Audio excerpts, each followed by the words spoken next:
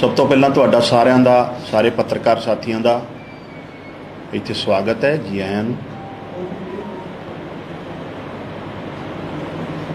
बाबा साहब अंबेडकर ने जिहड़ा सानूं संविधान दिता है, जिहदे आधार ते साडा मुल्क जिहड़ा है 1947 तो बाद चल रहा है, जिहदे विच सब तो जरूरी जिहड़ी गल है आपसी भाईचारा, एकता ते समानता।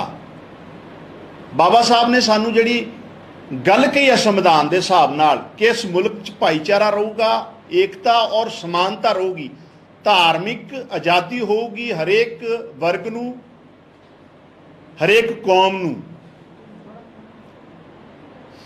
ये साडी इस मुल्क की खूबसूरती भी है, अनेकता च एकता। ये साडा बेसिक आधार है इस मुल्क की, मुल्क के कल्चर का, संस्कृति का। लेकिन पिछले सालों जदों दे भारतीय जनता पार्टी सत्ता च आई है, जिस तरीके नाल साडे मुल्क च नफरत की एक राजनीति शुरू हुई है, वोट बैंक वास्ते, भाईचारिਆਂ ਨੂੰ आपस च लड़ाउण दी, भाईचारे च नफरत फैलाउण दी, एक दूसरे ਨੂੰ नीचा विखाउण दी जिहड़ी बीजेपी ने गंदी नफरत की राजनीति शुरू की आ, ਉਹਦੀਆਂ ਪੈੜਾਂ, ਉਹਦੀ ਜਿਹੜੀ विशालता ਜਿਹਨੂੰ कह लो, ਜਾਂ ਇਹ नफरत वाले ਜਿਹੜੇ बीज इन्हां ने मुल्क च बोए आ, ਉਹ ਹੁਣ मुल्क तो बाहर भी ਜਿਹੜਾ है ਉਹਦਾ प्रभाव सामने आउण लग गया।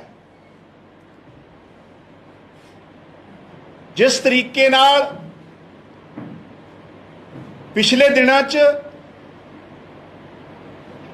अरब कंट्रीज़ के कुछ मुल्कां ने भारतीय जनता पार्टी के लीडरां द्वारा मुहम्मद साहब के बारे गलत टिप्पणी नूं लैके साडे मुल्क की बदखोई हुई है, बेइज्जती की है। उहदे लई जिम्मेवार अगर है तो भारतीय जनता पार्टी और बीजेपी की सरकार है। हालात ये हो गए कि कुछ मुल्कां ने हिंदुस्तान नूं माफ़ी मंगण वास्ते क्या है। हिंदुस्तान इसकी जिम्मेवार नहीं है, इसलिए जिम्मेवार भारतीय जनता पार्टी और भारतीय जनता पार्टी के लीडर है, जिन्हां ने अज इंटरनेशनल लैवल ते भी जिहड़ा देश नूं जिहड़ा है, देश का सिर जिहड़ा शर्म नाल झुकाउण लई मजबूर कीता है। जिस तरह मैं पहला दस्सिया, अनेकता च एकता साडी खूबसूरती है।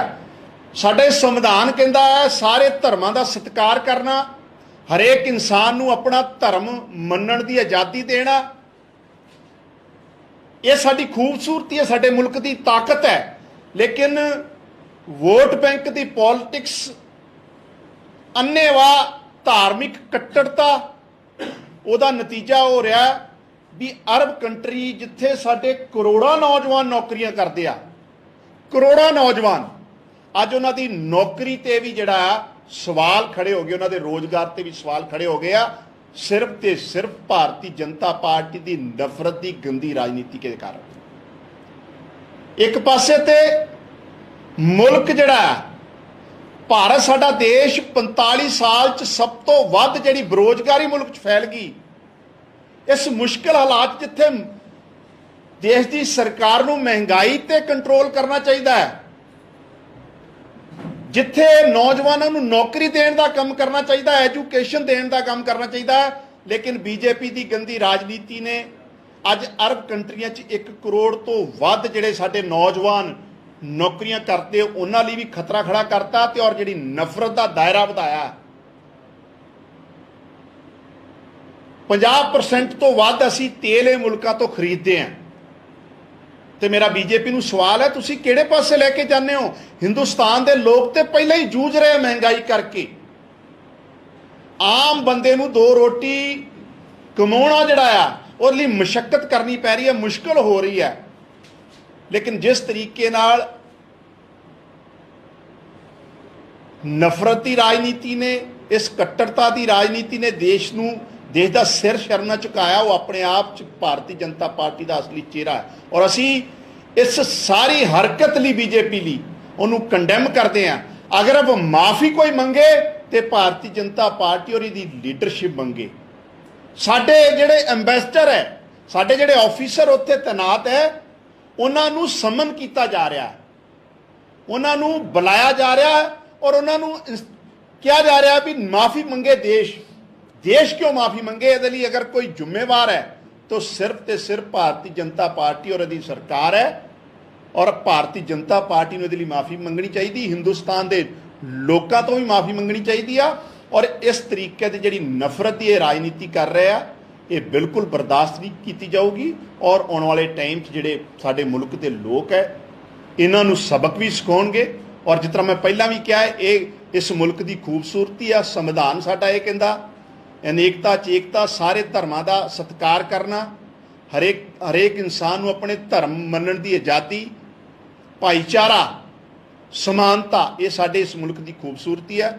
ਔਰ ਬੀਜੇਪੀ ਦੀ ਇਸ ਨਫ਼ਰਤ ਦੀ ਰਾਜਨੀਤੀ ਲਈ ਅਸੀਂ ਉਹਦਾ ਕ੍ਰਿਟਿਸਾਈਜ਼ ਕਰਦੇ ਹਾਂ, ਕੰਡੈਮ ਕਰਦੇ ਹਾਂ ਔਰ ਉਹਨਾਂ ਨੂੰ ਕਹਿੰਦੇ ਉਹ ਮਾਫੀ ਮੰਗਣ, ਮੁਲਕ ਤੋਂ ਮਾਫੀ ਮੰਗਣ। ਇਹੀ ਕਰਕੇ ਅੱਜ ਤੁਹਾਨੂੰ ਇਸ ਇਸ਼ੂ ਕਰਕੇ ਤੁਹਾਨੂੰ ਬੁਲਾਇਆ ਸੀ। ਤੁਹਾਡਾ ਕੋਈ ਸਵਾਲ ਹੋਵੇ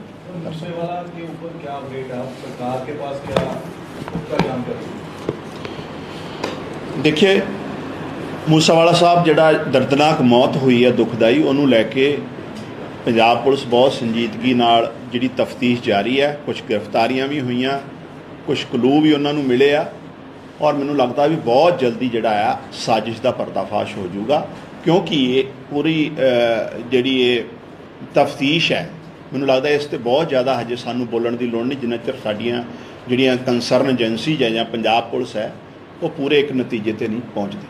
4 सूबों के नाम सामने आ रहे हैं, राजस्थान, हरियाणा, पुणे, पंजाब, हरियाणा, राजस्थान, पुणे, 4 सूबे जो आइडेंटिफाई किए हैं पूरे काफ़ी दिनों तो लैके जा रहे हैं। लेकिन ये भी हम पंजाब पुलिस से भी सामने आ रही गल कि काफ़ी देर उस तो बावजूद भी पुलिस उन्होंने फड़ नहीं सकी। काफ़ी देर वो उत्थे भजे, फिर आल्टो लैके आगे गई क्योंकि 8 दिन हो चुके हैं।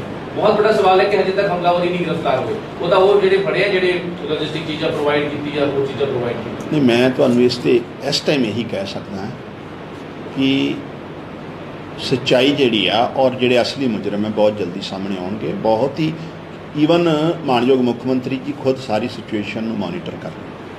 8 तारीख को जो बोर्ड होगा उसमें सरकार की तरफ से कौन जा रहा है? कहाँ जी? उससे वाला नहीं वो तो चलो मानयोग मुख्य मंत्री जी तय करेंगे कि ਜਿਹੜੇ ਜਾਣਗੇ ਉਹ ਵੀ ਆ ਹੀ ਜਾਣਾ ਸਾਰਾ ਸਾਹਮਣੇ। 8 ਤਰੀਕ ਨੂੰ ਭੋਗ ਦੀ ਗੱਲ ਕਰ ਰਹੇ ਹੋ, ਅੰਤਿਮ ਅਰਦਾਸ ਤੇ ਜ਼ਰੂਰ ਡੈਫੀਨੇਟਲੀ। ਨਹੀਂ ਹਜੇ ਕੋਈ ਇਹਦੇ ਬਾਰੇ ਤੈਅ ਨਹੀਂ ਹੋਇਆ ਪਰ ਉਹ ਤੇ ਸਰਕਾਰ ਦਾ ਨੁਮਾਇੰਦਾ ਜ਼ਰੂਰ ਜਾਊਗਾ ਉੱਥੇ। ਉਹ ਵੈਸੇ ਵੀ ਸਰਕਾਰ ਦੇ ਨੁਮਾਇੰਦੇ ਆਲਰੇਡੀ ਜਾ ਰਹੇ, ਮਾਨਯੋਗ ਮੁੱਖ ਮੰਤਰੀ ਜੀ ਵੀ ਜਾ ਕੇ ਆਏ। ਇਹ ਸਾਡੀ ਜ਼ਿੰਮੇਵਾਰੀ ਵੀ ਹੈ। ਇੱਕ ਬਹੁਤ ਸਾਡਾ ਸਿਤਾਰਾ ਸੀ ਪੰਜਾਬ ਦਾ, ਬੜੀ ਦਰਦਨਾਕ ਮੌਤ ਹੋਈ ਹੈ। ਸੋ ਇਹ ਸਾਡੀ ਸਾਰੇ ਜ਼ਿੰਮੇਵਾਰੀ ਉਹਨਾਂ ਦੇ ਕਾਤਲਾਂ ਨੂੰ ਫੜਨਾ ਔਰ ਉਸ ਪਰਿਵਾਰ ਨੂੰ ਨਿਆਂ ਦੇਣਾ। ਬਹੁਤ ਬਹੁਤ ਧੰਨਵਾਦ। ਜਥੇਦਾਰ ਸਾਹਿਬ ਦਾ ਸੰਦੇਸ਼ ਸੀਗਾ ਜਿਹੜਾ ਦਰਬਾਰ ਸਾਹਿਬ ਦੇ ਵਿੱਚ ਜਿਹੜਾ ਹਥਿਆਰਾਂ ਦੀ ਗੱਲ ਕਹੀ ਸੀਗੀ ਪਿਛਲੇ ਦਿਨਾਂ, ਉਹਨਾਂ ਨੇ ਦੁਹਰਾਈ ਹੈ ਕਿ ਮਾਡਰਨ ਹਥਿਆਰਾਂ ਦੀ ਟ੍ਰੇਨਿੰਗ ਜਿਹੜੀ ਹੈ ਹੋਣੀ ਚਾਹੀਦੀ ਆਲਰੇਡੀ ਕਿਉਂਕਿ ਜਿਹੜੇ ਸਿੱਖ ਇੰਸਟੀਟਿਊਸ਼ਨਸ ਨੇ ਗੁਰੂ ਘਰ ਨੇ ਉਹਨਾਂ ਵਿੱਚ ਸ਼ੂਟਿੰਗ ਰੇਂਜ ਜਿਹੜੀਆਂ ਉਹ ਬਣਾਈਆਂ ਜਾਣੀ ਚਾਹੀਦੀਆਂ। ਆਲਰੇਡੀ ਸਾਰੇ ਜਥੇਦਾਰ ਸਾਹਿਬ ਦੇ ਬਿਆਨ ਤੇ ਮੁੱਖ ਮੰਤਰੀ ਜੀ ਦਾ ਵੀ ਬਿਆਨ ਆ ਚੁੱਕਿਆ ਹੈ। ਵਾਰ-ਵਾਰ ਆਪਾਂ ਉਸੇ ਗੱਲ ਨੂੰ ਦੁਬਾਰਾ ਰਿਪੀਟ ਕਰਨਾ ਮੈਨੂੰ ਲੱਗਦਾ ਹੈ। ਅੱਜ ਦਾ ਜਿਹੜਾ ਵਿਸ਼ਾ ਸੀ ਇਹ ਬਹੁਤ ਜ਼ਰੂਰੀ ਹੈ। ਜਿਸ ਤਰੀਕੇ ਨਾਲ ਦੇਸ਼ 'ਚ ਇੱਕ ਨਫ਼ਰਤ ਦੀ ਅੱਗ 'ਚ ਧੱਸਿਆ ਜਾ ਰਿਹਾ ਔਰ ਅੱਜ ਇੰਟਰਨੈਸ਼ਨਲ ਲੈਵਲ 'ਤੇ ਇੰਬੈਰਸਮੈਂਟ ਹੋਈ ਆ, ਸਾਡੇ ਮੁਲਕ ਦੀ ਹਿਊਮਿਲੀਏਟ ਕੀਤਾ ਗਿਆ ਹੈ ਬੀਜੇਪੀ ਦੁਆਰਾ, ਉਹ ਵਿਸ਼ਾ ਅੱਜ ਬੜਾ ਜ਼ਰੂਰੀ ਸੀ। ਇਸ ਕਰਕੇ ਤੁਹਾਨੂੰ ਸਾਰਿਆਂ ਨੂੰ ਬੁਲਾਇਆ ਸੀ। ਇੱਕ ਵਾਰ ਕੀ ਪਰਮਿਸ਼ਨ ਦਿੱਤੀ ਜਾ ਸਕਦੀ ਹੈ ਸੰਘ ਸਾਹਿਬ ਇਸ ਤਰ੍ਹਾਂ ਦੀਆਂ ਸ਼ੂਟਿੰਗ ਰੇਂਜਸ ਜਿੱਥੇ ਮਾਡਰਨ ਜਿਹੜੇ ਵੈਪਨਾਂ ਨਾਲ ਟ੍ਰੇਨਿੰਗ ਦਿੱਤੀ ਜਾਂਦੀ? ਸ਼ੂਟਿੰਗ ਰੇਂਜ ਤੇ ਆਲਰੇਡੀ ਇਹ ਤਾਂ 올림픽 ਦਾ ਗੇਮ ਹੈ, ਆਲਰੇਡੀ ਸ਼ੂਟਿੰਗ ਰੇਂਜ ਹੈਗੀ ਹੀ ਹੈ। 올림픽 ਜਿਹੜੀ ਨਹੀਂ ਮੈਂ ਮਾਡਰਨ ਹਥਿਆਰਾਂ ਦੀ ਟ੍ਰੇਨਿੰਗ ਦਿੱਤੀ ਜਾਣੀ।